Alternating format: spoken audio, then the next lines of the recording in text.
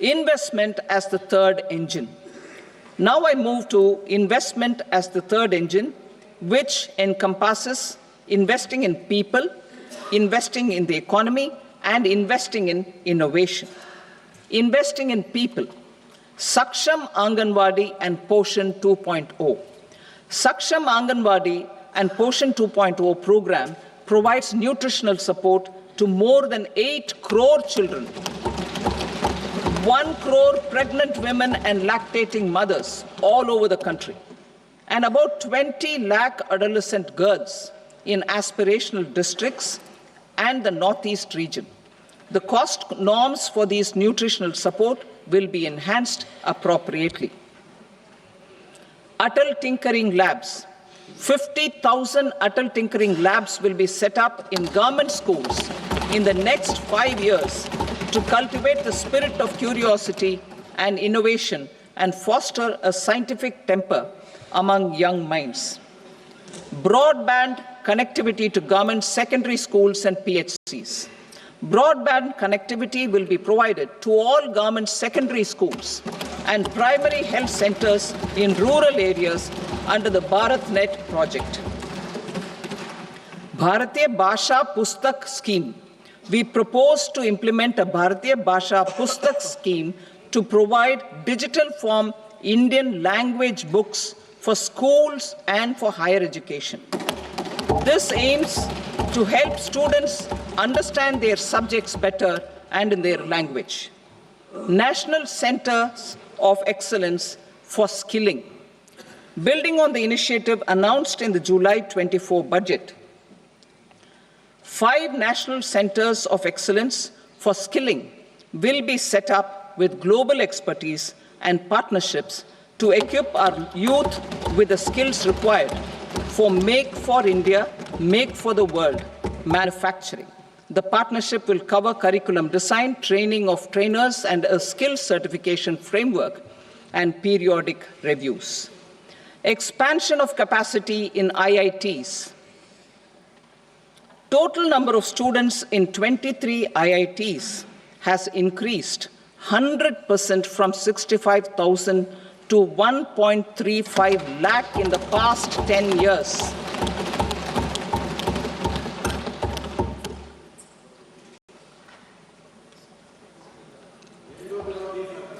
Additional infrastructure will be created in the 5 IITs started after 2014 to facilitate education for 6,500 more students.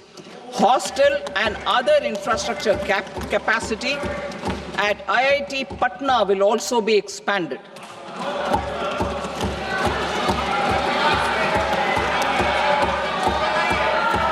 Center of Excellence.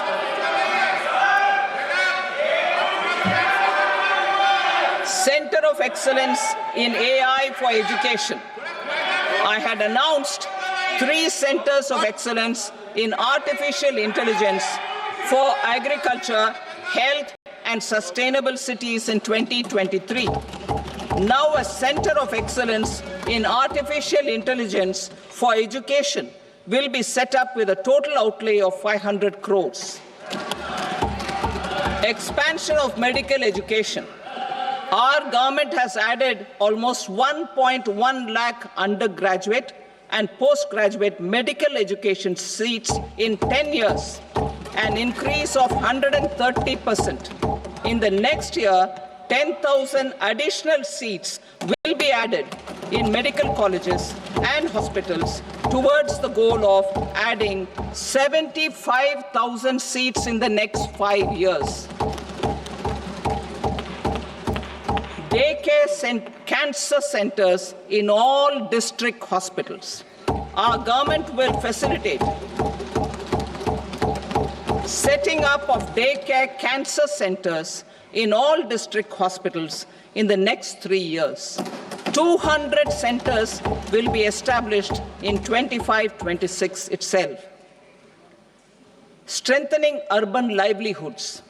Our government has been giving priority to assisting urban poor and vulnerable groups. A scheme for socio-economic upliftment of urban workers will be implemented to help them improve their incomes, have sustainable livelihoods, and a better quality of life.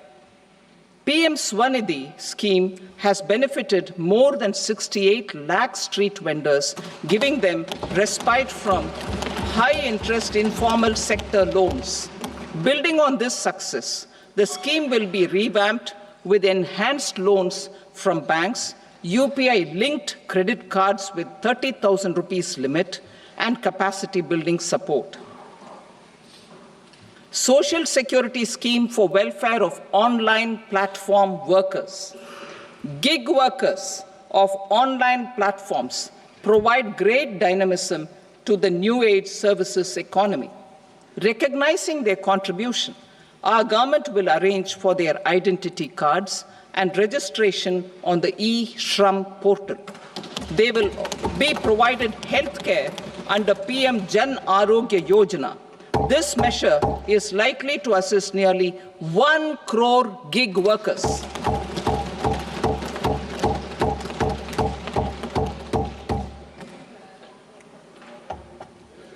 Investing in the economy, public-private partnership in infrastructure. Each infrastructure-related ministry will come up with a 3-year pipeline of projects that can be implemented in PPP mode. States will also be encouraged to do so and can seek support from the India Infrastructure Project Development Fund, which is a scheme to prepare PPP proposals. Support to states for infrastructure. An outlay of 1.5 lakh crore is proposed for the 50-year interest-free loans to states for capital expenditure and incentives for reforms. Building on the success of the first asset monetization plan announced in 2021, the second plan for 2025 to 30 will be launched to plow back capital of 10 lakh crore in new projects.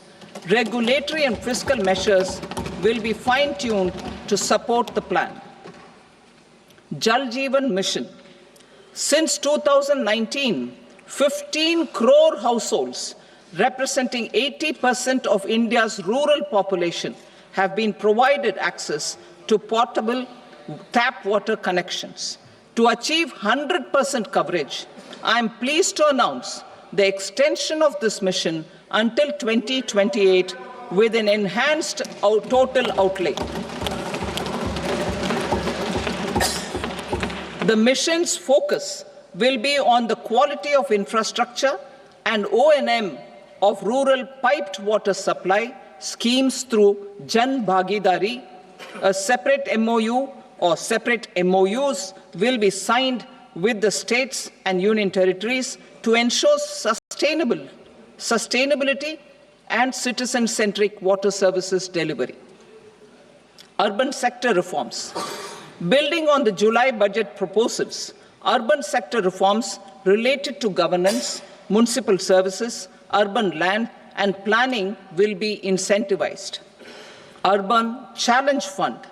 The government will set up an urban challenge fund of 1 lakh crore rupees to implement the proposals for cities as growth hubs, creative redevelopment of cities, and for water and sanitation purposes announced in the July budget. This fund will finance up to 25% of the cost of bankable projects, with a stipulation that at least 50% of the cost is funded from bonds, bank loans, and PPPs. An allocation of 10,000 crore is proposed in 2025-26. Power